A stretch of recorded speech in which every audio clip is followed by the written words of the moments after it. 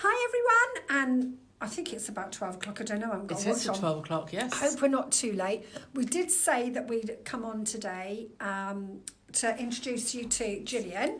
Hello. Who, I'm very fortunate, lives locally to our practice, and Gillian has been posting regularly about her Sugar Stop success story. So what we've been doing is kind of keeping in contact, haven't we? And Gillian's been posting her clock challenge time, I think. Challenge clock, yes.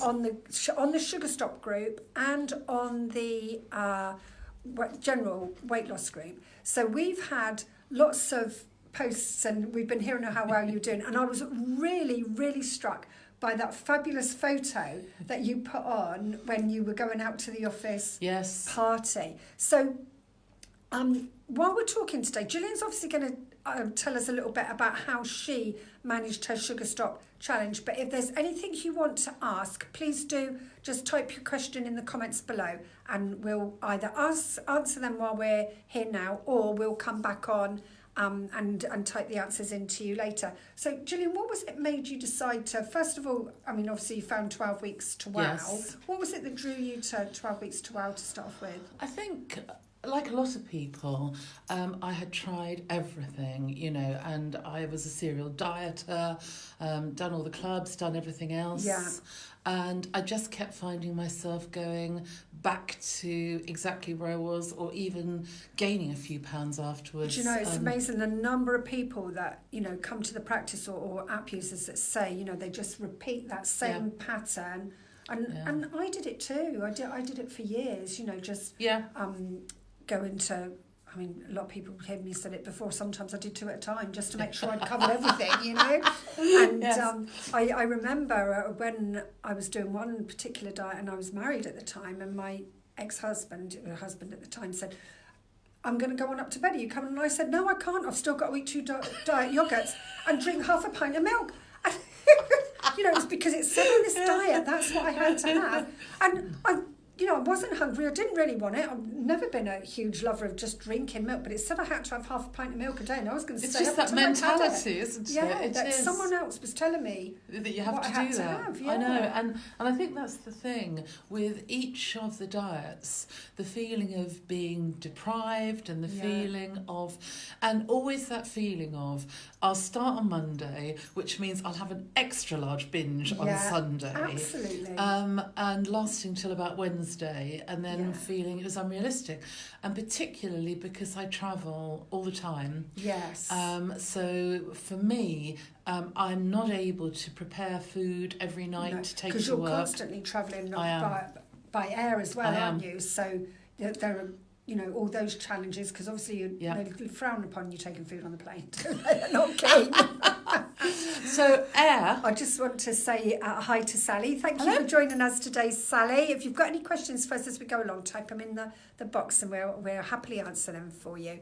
So going back to air travel, but also because I do training, every single day would be a buffet lunch. Of course. So, because when you're running a training course, you're staying at hotels. Yeah. And although it sounds lovely, and I know when people go on training courses, they're like, oh, great pastries, and we can have a nice time. But when it's every day, and sometimes you've driven for 3 hours to get there, so you haven't had breakfast before you got there. Very, very few training venues will put out healthy food. Some of the better ones will. Yeah. And so, you know, it was really, really hard. If I was in the office, I could prepare. But even then, our office was just an absolute mass of chocolates and biscuits. Yeah. You know, everybody seems to think, I'll give them a treat today, and it will be chocolates. Yeah, and, you know, it's that culture. Good morning, Alison. Thank you for joining us. Alison is someone I'm sure you'll recognise. Yes. Alison is one of our ambassadors, one of our 12 Weeks to Wow ambassadors, and is amazingly successful. And I couldn't be more proud. Morning, Alison. Hi, Alison. And now she's running around all over the place. Right. Like when I first met Alison, I remember her telling me how she, the reason she started 12 Weeks to Wow is because she was really struggling even with the stairs. So, you know, I love every time I see a post coming up, she's entering another marathon and another half marathon. Not that we're suggesting everyone's got to be running a marathon. That's not what we're saying. No, but I agree. And I can't run. And that was another reason I had to start, because my knees were so bad. And I was diagnosed with COPD, so my breathing was very, very bad. And I just know, and I notice even losing half a stone makes a difference to my knees. Every time I lose a few pounds, I actually can feel. So I walked my first marathon this year. Did you? Yeah, I did the moonwalk in May. Fantastic. And that was quite hard because it was overnight as well, so it's a hard one. But I'll never be able to run again because I was an ex-netball player, so I completely done my knees in. But the fact that even a small improvement, absolutely. it's brilliant when the knock-on effects. Yes. People think, it's just about how you look. It's much, much more than that. It's how healthy you are.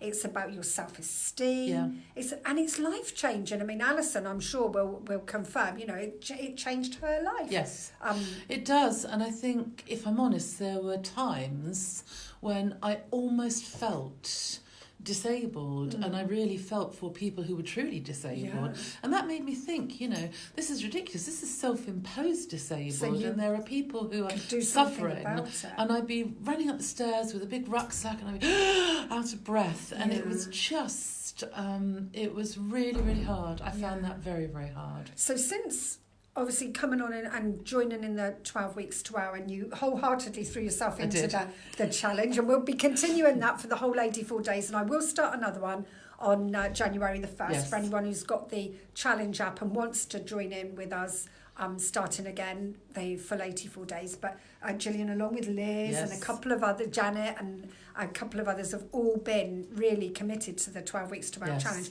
But then you decided, as if that wasn't enough, plus your busy schedule, and I know you were travelling backwards and forwards to Dubai and France, and even up to the week before Christmas, you then decided to throw in a sugar stop challenge as well. Sugar stop and bread stop.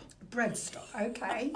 So tell us about, because you've been hugely successful, haven't you, with your sugar stop challenge? Yes, indeed. And I started to do it for two reasons. One, because I just knew that I had to stop having the sugar because I think it triggered binges, and I thought, let's see. And secondly, a very, very good friend of mine was sadly diagnosed with secondary cancer, and I thought, right, I'm going to do the sugar stop and I'm going to raise some money for cancer research.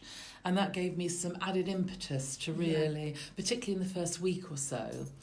And it was incredible, actually, the difference it made. And what I've discovered is that binging is no fun when there's no sugar or bread. It's like, what do I binge on? Chicken breasts or something like that. And that was a really interesting point because it made me realise how easy it was to trigger stuff. Yeah. And I realised as well perhaps how bad or how much amnesia I had when I would come home really hungry at night and think, I'll just have a piece of bread. Yes. I'm not sure whether I have more bread or butter, if I'm really honest, but without the bread you don't have the butter either. No. So, it just made such a huge difference to my energy levels and my general mental health, because I think so much mental health is linked to feeling in control. Yeah. And when my eating feels out of control, my weight feels out of control, I just feel, I don't know, it does something to my self-esteem. And you're absolutely right, because you don't, for most people who have an issue around binge eating, and I know for a lot of 12 Weeks to Wow app users, you're using your VGB app in conjunction with your binge eating section. But if you don't have the 12 Weeks to Wow, they are available separately, and if anyone wants the links, just let me know and I'll pop them on. But when you are kind of in that binge cycle, it's almost like you don't really realise what you're doing, and then as soon as you've finished, you feel this huge sense of shame and guilt. Yeah. And what do most people do to anaesthetise bad feelings? They eat more, and it's this vicious cycle. And I think one of the biggest things, I don't know if you would agree, was that they absolute unconditional support everyone gets on the Sugar Stop amazing. Challenge group, on the 12 Weeks to Well group. It really did. You know, sometimes I would see posts from others, and just when you're sort of slightly waning, you're thinking, no, we can do this. We Absolutely. can really and get everyone through. pulls together and everyone supports. And I just find it, excuse me with my cup of tea. Yes, my cup of tea too. But I have to say that it's Liz, isn't it, who's doing the 60-day one like that. I absolutely, Liz, if you're watching this or come to watch it later, well done you, because I did stop for 4 days. I decided to do a 30-day and a 21-day. Yeah. I waited till I finished the 21-day, and I thought I'd have the 4 days of Christmas off with my family there. But actually, it was really interesting because I did have a mince pie and I had some Christmas pudding and stuff like that, but I really didn't have a lot of desire to have it. And I think I must have eaten about 8 chocolates over 4 days. Yeah. How many would you have eaten before? Well, 8 a minute. No, not that many. Maybe. Yeah. But, I didn't buy like the big tubs of chocolate or anything like that. No. In fact, my daughter had some friends around last night and she said, "Oh, Mum, can I go and buy some chocolates?" Because my friends were coming around because I didn't have any in the house. What is it about her friends that she doesn't like? Yes, feed them sugar. Yeah, let's feed them all sugar and chocolate that they neither want nor need. But I must admit, so there we go, just to show. Here we go. Back today on the Sugar Stop. 4 hours, 2 minutes. You mentioned Liz again just now. Liz Simpson, incredible, so supportive. She's on the Sugar Stop Challenge. She's doing the 84 12-week challenge using the journal and the app with us. She posted this morning. Now, I think I'm right in saying she's at 57 days. So she didn't stop. Might even be 58, yes. Yeah. Did you see her post this morning? She said Saturday she finishes, yes. Right, so it's hypnotherapy, brilliant. Yeah. Maths, not so good. But I know I saw before I left to come over here this morning, I saw that she'd posted and that she was almost at the end of her 60-day challenge. Yeah. I don't know about you, but I've got a hunch she might just leave it running. I don't know. I think so. She was even saying she might not have a drink. I don't think she's given up the drink on it. No, she's just choosing not to. Yeah. And it's that empowerment, that feeling where I can have it if I want to, but I don't actually want it. I think that's absolutely right. And that's what made the difference this Christmas. Knowing in those last 4 days I could have whatever I wanted. And even alcohol, I don't think I drank anywhere near as much as I would have normally drank. No. In fact, I have 2 bottles of Baileys, one which was brought, once which I brought, because I do like a Baileys on ice at Christmas. Yeah. Haven't been opened. Now that's a revelation, isn't it? Yeah, absolutely. Because, like you say, you do like Baileys. Well, maybe you did. Yeah. But maybe not so much anymore. Yeah. I know there are lots of things over the years that I've come to realise that I thought I really enjoyed. In actual fact, I don't. Chocolate being one of them. I never touch chocolate now. 2 reasons. 1, it really doesn't appeal to me. And 2, I've discovered if I do eat it, it gives me headaches. Would I rather have chocolate or the headache? Or no headache? I'd rather have no headache. Yeah. And I don't feel, I can't have it. No. And I think it's the same once people really realise how much benefits there are from eating healthily. And, if you're in a habitual way of eating and if it's overeating or if it's eating the wrong food for your body, and only your body knows what's right for you. But once you start to make those changes and you actually notice how good it feels, that's the most important thing, is how good you feel about yourself, how in control you feel, how proud and yourself. And your skin and hair and everything. It really does make a difference. And the energy. And the energy. I'm in love with here we go, brought some for Sue, sugar-free, gluten-free. Oh, they're granola bars. Well? Okay. Yes, gluten-free oats. And is this all your own recipe? And they're vegan. Well, it was from the National Health recipe line. And it was so easy because it's literally cranberries, blueberries or raisins if you haven't got them. Yeah.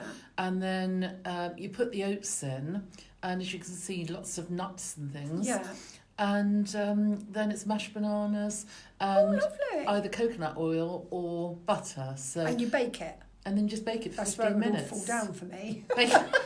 15 minutes, even you can manage that, Sue. In a tray, in the oven for 15 minutes. You can do that. And those, I find, so now, if I'm on an early train, just to grab one of those, because there's so much oats and nuts in them, they do give me, so you can try one later. I'm definitely going to try them. James is going to join us.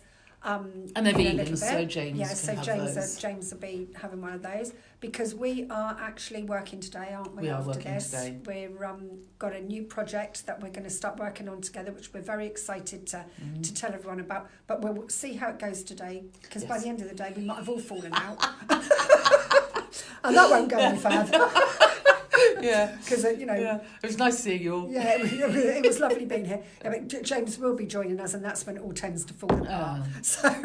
So for today, thank you so much, Gillian. You're going to come back, aren't you, in a few weeks' time and update us again? I am, on because I'm going to be honest, I've restarted the sugar stop, and I think that what I need to do is I need to pay a bit more attention now that I've got the sugar stop and other things going, to the portion sizes and tuning in a bit more. Yeah. And so I've restarted again today, which is good. So by New Year's Eve, I will be back in the dress. And interesting you said about portion sizes. I will do a live about portion sizes with props. I do like a prop.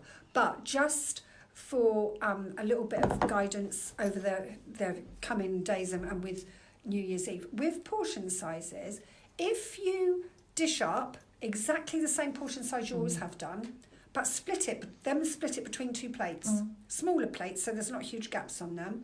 Put one to one side, so you know it's there. Yeah. So if you haven't got sufficient, you don't have to cook something later. You don't have to cook something again straight away, or you're not running around grabbing the next thing out of the cupboard. But split it between two plates. Sit down, consciously eat one, and then wait 20 minutes. Right. Now, for most people, they'll find it's a big revelation, but actually after 20 minutes, they're satisfied on that half-size portion. Right. But if they're not, guidelines say if you're physically hungry, you can eat it again. So you just have a bit more of what's on the other plate. I should try that tonight. It's a real good way of taking away the fear of not having enough food, because that is something it's not a conscious fear, it's a subconscious fear. And, when we see people for one-to-ones, we work through how people have created, through no fault of their own, a whole set of faulty programming around portion sizes, around what food and fuel is good for them. So, we can address all that. But just if you take one tip away today for reducing your portion size, dish up your normal portion size, split it in two, put it on two plates, put one to one side. If you're not into cling film, get yourself some silicone. We bought some which you can reuse, which are quite good. Cling you can film? Stretch over. They're like cling film, but they're not disposable and they haven't got the same chemicals in. You can just... Right. My son and daughter-in-law very kindly bought me for Christmas, so I'm getting into this ecology thing and saving the planet. They're like little lids that you stretch over, silicone lids, and you can use them in the microwave, or you can use them instead of cling film. That sounds like the same thing, yeah. Oh, okay, and you can put them in the dishwasher. Yes. Brilliant. Okay, so there don't appear to be any questions coming up now. If there are any questions later on, please do just pop them in the box under this post, and we will come back on later and we will answer them. But happy Christmas for those of you who are still doing Christmas. And a happy New Year. Happy New Year to everyone else. And happy sugar-free New Year. Sugar-free. I like that. Sugar-free New Year. And we'll all be a lot slimmer. So next year, when we come on and do this podcast, there'll be a lot less of us. There will. There will be a lot less. We can fit 3 of us in. Absolutely. Have a fabulous New Year. Have a fabulous day today. And we'll speak to you all again soon. Bye. For now.